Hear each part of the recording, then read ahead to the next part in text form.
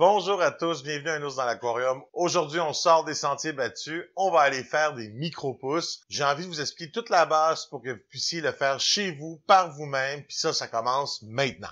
Donc, les micro-pousses, c'est quoi? Les micro-pousses, c'est des plantes qu'on va cueillir à l'état où est-ce qu'ils sont vraiment de jeunes pousses. On pourrait dire que c'est des concentrés de légumes, concentrés de fines herbes, puis ça va ramener du croquant dans nos aliments, ça peut rajouter de la fraîcheur dans nos plats, mais c'est surtout que c'est des concentrés de vitamines, particulièrement le brocoli qui sera la semence du jour. Comme il y a plusieurs semences possibles en micro-pousses, il y a plusieurs goûts. J'ai fait pousser du wasabi, du radis, du brocoli, des tournesols, des petits pois, puis il y en a beaucoup d'autres. Puis quand vous devenez vraiment bon, vous êtes capable d'aller faire de la coriandre et ainsi de suite, des pousses encore plus difficiles, encore plus savoureuses. Ce qui est intéressant avec les micro-pousses, puis ce qui fait que c'est vraiment facile d'en faire, c'est que les micro-pousses vont pas aller retirer le jus du sol, tous les éléments nécessaires pour que la jeune pousse, pousse, sont dans la graine. Ça veut donc dire qu'on n'a pas besoin d'avoir un terreau qui est surchargé en nutriments. On n'a pas besoin de mettre de l'engrais ou des fertilisants, même que ça va pas faire grand-chose. J'ai même essayé de mettre de l'eau d'aquarium ou de l'eau du robinet qui a du chlore dedans, et c'est pas vraiment une grande différence. Vu que la majorité des éléments qui servent à la croissance de la plante vont être dans la graine, puis on va aller cueillir cette plante-là avant qu'elle ait besoin de d'autres choses. Pour commencer à faire des micro-pousses, on a besoin de quoi? On a besoin de plateaux. Puis il y a plusieurs choix pour les plateaux. Puis il y a des plateaux qui vont faire que c'est plus facile que d'autres. Moi, j'ai vraiment décidé d'y aller avec la facilité. Les micro-pousses, on va pas vouloir les arroser par le dessus. On va toujours vouloir les arroser par en dessous. Une des raisons pour ça, c'est pour éviter le trop-plein d'humidité dans nos feuilles qui pourrait causer des moisissures. Donc, on cherche souvent à aller arroser nos micro-pousses par en dessous. Et pour ça, je vais utiliser deux contenants. Il y a un contenant qui est troué, donc je ne sais pas si vous pouvez voir les trous à l'intérieur, moi je les vois. Et on va aller le mettre aussi dans un contenant qui n'est pas troué. Faites attention, vous allez trouver des choses des fois qui sont tellement dispendieuses. Si vous voulez en faire à long terme, là, vraiment des micro-pousses tonnes, ça vaut la peine d'avoir un plat rigide vraiment qui est solide. Ça vaut la peine de dépenser un peu plus. Si vous n'êtes pas sûr combien de fois que vous allez en faire, vous n'êtes même pas sûr si vous allez aimer ça, allez en chercher dans un magasin d'hydroponie. Ça coûte 1 ou 2 $ par bac. Puis si tu fais attention, tu en as facilement une durée de vie de 1, 2, 3 ans. Moi, j'ai eu environ l'équivalent de 15 récoltes avec ces bacs-là. Et ils sont encore en top shape. Je vois 0 marque d'usure, juste un peu de saleté. Qu'est-ce qu'on fait avec ce contenant-là? Le contenant, le but, comment il est, c'est comme vous voyez, au fond, il est ligné. Et pourquoi? C'est que quand je vais mettre l'eau, je veux pas non plus que l'autre bac aille directement au fond, puis tout l'eau monte. En fait, je vais vouloir qu'il en reste un peu au fond. Fait que ce qu'on va faire, c'est qu'on va aller mettre le bac qui a les trous par-dessus, et on va aller mettre de la terre. On peut mettre de la terre, il y a des gens qui ont déjà fait ça sur de la paille, il y a beaucoup de personnes qui utilisent des fibres de coco, qui fonctionnent bien, c'est peut-être un peu dispendieux inutilement. Si c'est pour le plaisir, prenez ce que vous voulez. Si vous voulez aller en grande échelle, là, il y a peut-être des avantages à aller chercher une terre qui est plus fine ou une terre qui n'a pas autant de débris à l'intérieur que d'autres. Mais pour nos utilisations à nous, il n'y a aucun problème. Donc, on prend de la terre. On veut combien de terre? On veut environ, je vous dirais, 1,5 cm, 2 cm de haute terre à travers notre contenant. Donc, je le mets ici. S'il y en a un peu trop, c'est pas grave. Et ce qu'on va faire, on va aller l'étendre. Et là, ce qu'il faut comprendre, c'est que en l'étalant, puis cette terre-là, elle est vieille, ok? C'est une terre que ça fait 1 an que j'ai, donc elle est assez sec. Il y a des petits grumeaux. Nous, on va essayer d'aller détruire le plus possible de grumeaux parce que ça va faire qu'on va avoir des trous dans nos micro-pousses. Les micro-pousses, quand ça pousse, ça fait une mini-forêt. En fait, on va avoir l'impression d'avoir un tapis de verdure.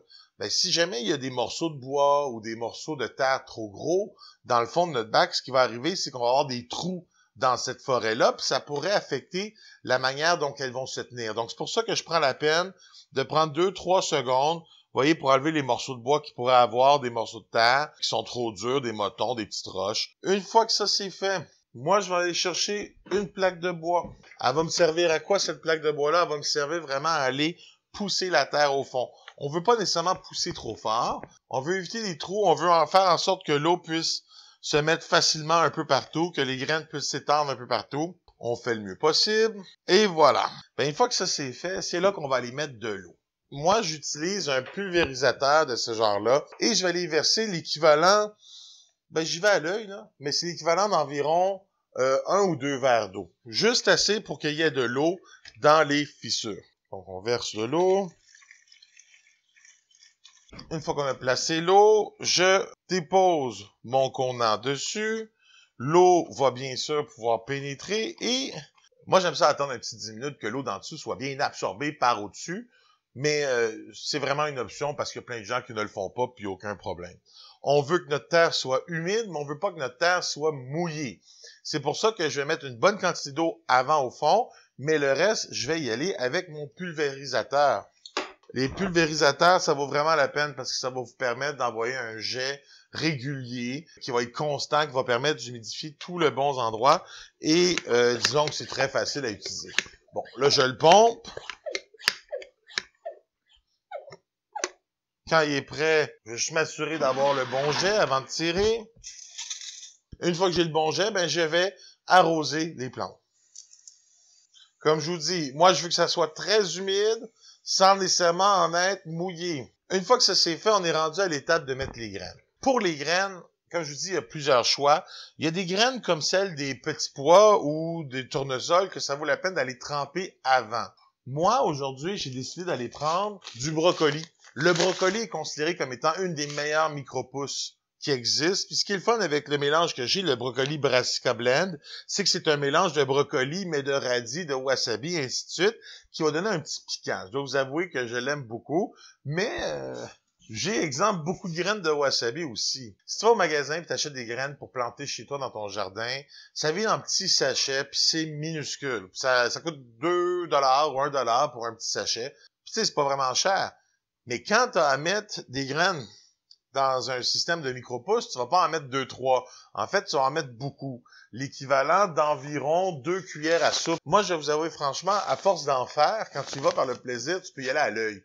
Hein, ton but, c'est d'en avoir un peu partout, équitablement. Si tu veux vraiment bien performer, ben c'est sûr que si t'en mets trop, ça va être trop dense. Puis si t'en mets pas assez, ça va être pas assez dense. Donc, il y a un juste milieu pour vraiment conserver la belle forme des micro-pousses. Si votre but, c'est d'avoir la qualité nutritionnelle des aliments, puis c'est simplement d'avoir du fun dans une petite expérience, gênez-vous pas, allez-y à l'œil. Vous voulez le disperser équitablement, puis en avoir, je vais vous le montrer, un peu partout. Littéralement, vous vous attendez à en avoir un peu partout. Une fois qu'on a mis les graines, ben moi, j'aime ça donner un autre spray, hein, pour bien humidifier.